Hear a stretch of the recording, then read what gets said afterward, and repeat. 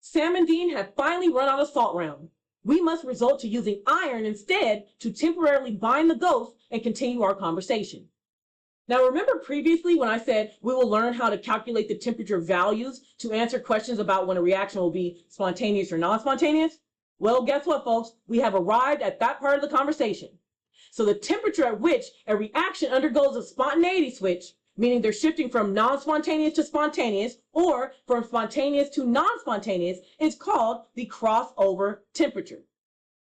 And this crossover temperature is determined by setting your change in Gibbs free energy expression to 0. And if your change in Gibbs free energy expression is at 0, then your system is in equilibrium.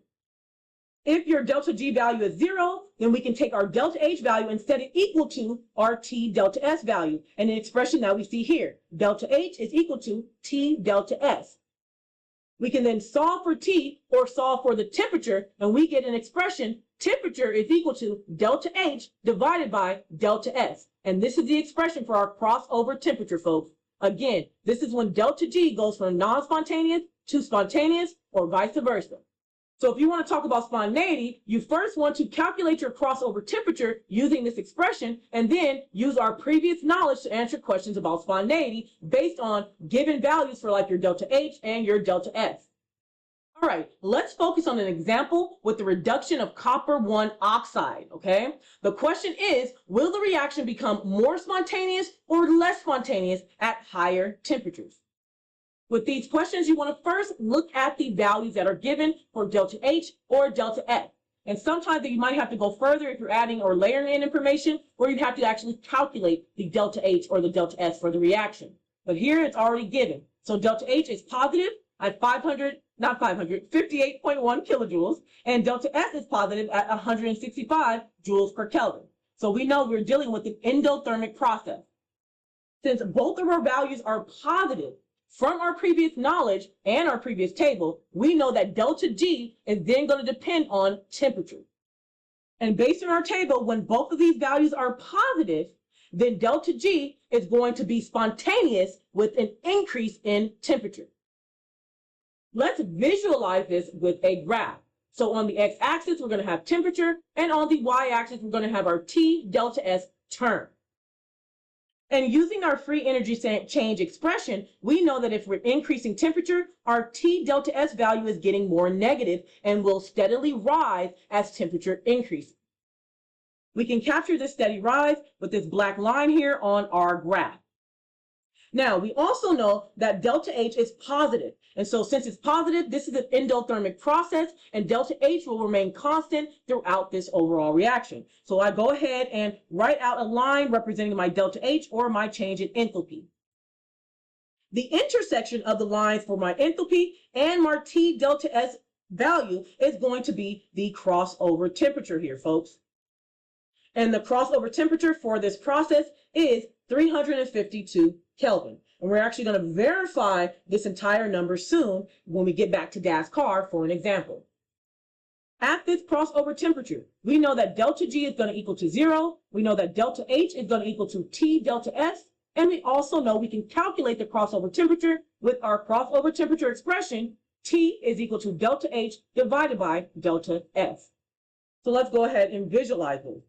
As you can see, our T delta S term has surpassed our delta H value. Although they're both positives, when we're increasing the temperature more and more and more, this value is going to get bigger than our delta H value. And since it's bigger and it's negative, then our delta G is going to be spontaneous above 352 Kelvin. Therefore, below this temperature, or below 352 Kelvin, everything is going to be non-spontaneous. Why? Because this term is now going to be smaller. Therefore, our delta H is going to surpass it. Since delta H is positive, our delta G will be positive, and therefore we're going to have a non-spontaneous process. Here's just the same visual of the same graph. They just have the spontaneous in green and the non-spontaneous in like this red color. You still see the crossover temperature, but it looks way nicer than what it is written here.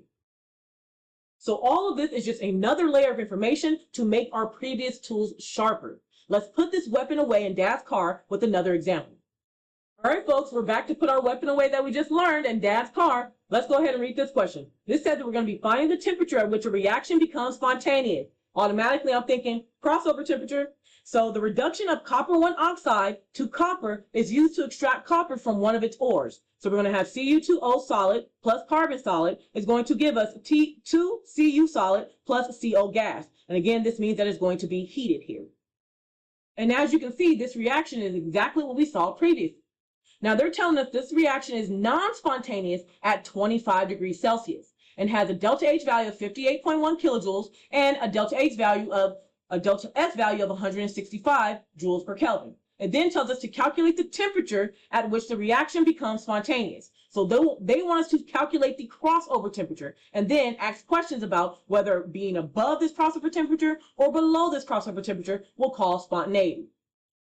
So first we want to calculate our crossover temperature, and then we're going to use the signs of our delta H and our delta S values that are given to help us answer questions about spontaneity. So first, our crossover temperature T is equal to delta H divided by delta S. We already know our given values for delta H is going to be 58.1 kilojoules and delta S is 165 joules per Kelvin. We must convert our delta S value to kilojoules per Kelvin. So we're going to multiply by 1 kilojoule divided by 1,000 joules. And I get 0.165 kilojoules per Kelvin.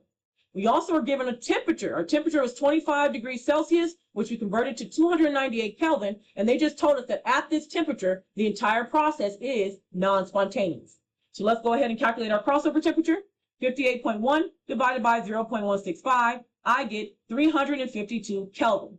So this is our crossover temperature. Next, we have to take into consideration the signs of our delta H and our delta S.